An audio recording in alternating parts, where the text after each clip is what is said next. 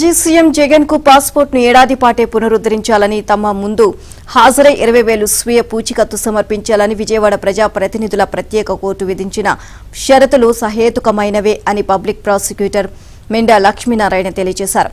అవి చట్ట నిబంధనలకు లోబడే ఉన్నాయి అన్నారు. ఈ మేరకు ఆయన హైకోర్టులో వాదనలు వినిపించారు. ఎన్ఓసీ జారీకి షరతులు విధించే అధికారం ప్రత్యేక కోర్టుకు ఉంది అన్నారు. ఈ ఉత్తర్వుల్లో జోక్యం చేసుకోవద్దు అని హైకోర్టుకు విన్నవించారు. సిబిఐ కోర్టు ముందున్న కేసులు ప్రత్యేక కోర్టు ముందున్న కేసు వేర్వేరు అని రెండింటినీ పోల్చి చూడడానికి వీల్లేదు అని అన్నారు. పిటిషనర్ కు అసౌకర్యం ఉంది అనే కారణంతో కోర్టు ఉత్తర్వులను సహకరించాలని వీటిని సవరించాలని కోరరాదు అని చెప్పారు. పూచికత్తు సమర్పించే నిమిత్తం కోర్టుకు వచ్చేందుకు జగన్ నామోషిగా భావిస్తున్నారని తెలిపారు. విజయవాడ కోర్టుకు వెళ్లకుండా ఎగ్గొట్టేందుకు పిటిషనర్ ప్రయత్నిస్తున్నారని చెప్పారు. పరువు నష్టం కేసుపై హైకోర్టు స్టే విధించలేదు అన్నారు.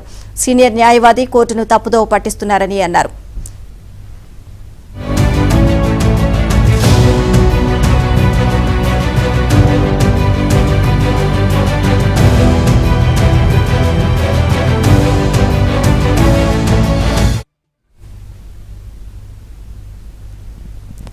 పరువు నష్టం కేసులో ప్రజాప్రతినిధుల కోర్టు జగన్ కు తాజాగా సమన్లు జారీ చేసిందని, ఈ నెల 29న విచారణకు హాజరు కావాల్సి ఉంది అని అన్నారు. పాస్పోర్ట్ జారీ పునరుద్ధరణకు సంబంధించి పూర్తి అధికారం పాస్పోర్ట్ అధికారులదేనని తెలియజేశారు.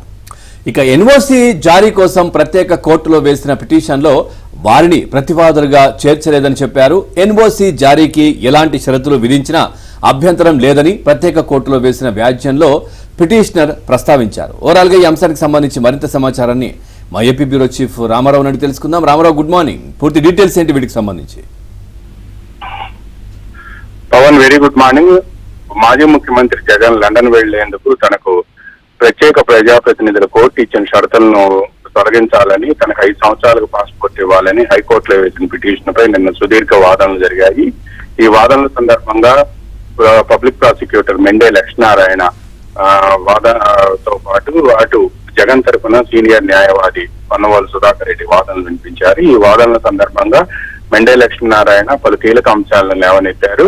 ముఖ్యంగా 2019, 2024 ఎన్నికల సందర్భంగా వేసిన అఫిడవిట్లలో ఈ విజయవాడ ప్రజాప్రతినిధుల కోర్టులో ఉన్న పరువు నష్టం కేసుకు సంబంధించి జగన్ ప్రస్తావించారు అనే విషయాన్ని కూడా గుర్తు చేశారు.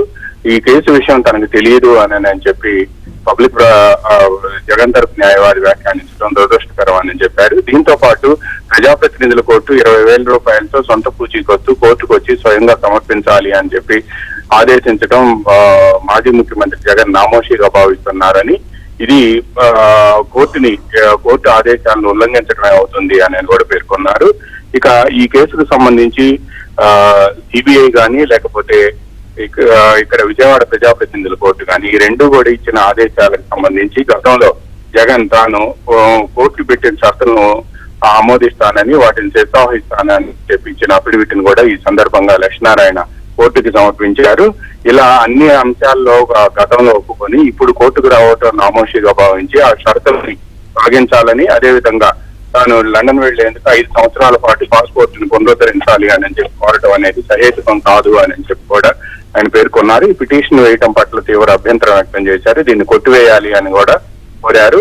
విజయవాడ ప్రజాప్రతినిధుల కోర్టుకి ఈ రోజు వరకు కూడా ఆయన హాజరు కాకపోవడానికి కారణం ఏంటి, పోలీసులు సమ్మల్ని ఎందుకు ఇవ్వలేదు అని చెప్పి కూడా హైకోర్టు ప్రశ్నించింది. అయితే ముఖ్యమంత్రిగా ఆయన గత 5 సంవత్సరాలుగా ఉండటంతో ఆ పదవిని అడ్డం పెట్టుకొని ఆయన సమ్మల్ని తీసుకోలేదు అని చెప్పి కూడా మెండే లక్ష్మీనారాయణ తెలిపారు. దీంతో ఈ నెల 29వ తేదీన వాయిదా ఉందని, ఆ వాయిదా సందర్భంగా ఈ సమ్మల్ని అందజేస్తాము అని కూడా ఆయన పేర్కొన్నారు.